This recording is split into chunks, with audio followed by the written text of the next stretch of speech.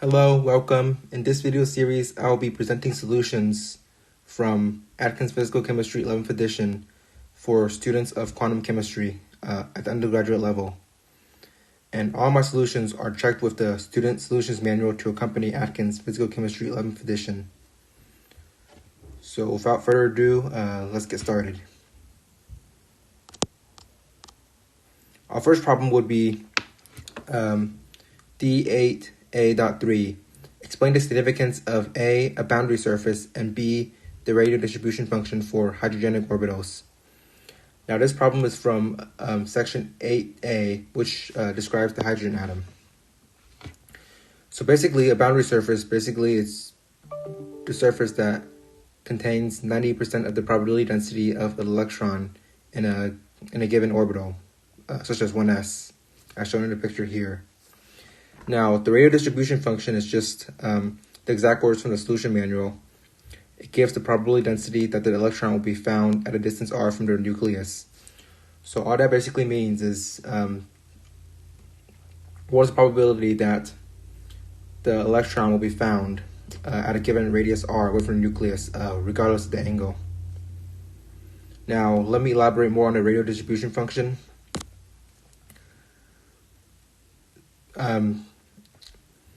To give you some mathematical background. So to find a radial distribution function, you'll need to have an idea of spherical polar integration, which is basically integral from 0 to 2 pi over all the over the phi angle, which is shown in the diagram here, and integral from 0 to pi to the theta angle, which is also shown in the diagram, and integral from 0 to infinity of the radius r.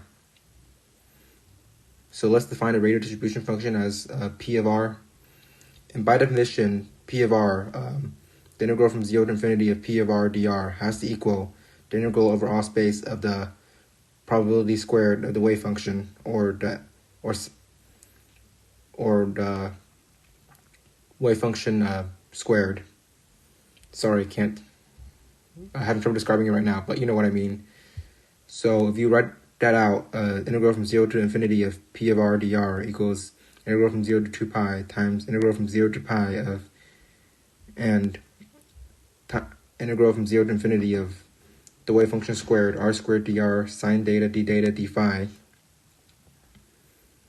All right, so we could rewrite this as integral from 0 to infinity of and 0 to 2 pi and 0 to pi, and we can change the order of integration and do theta and phi first before r,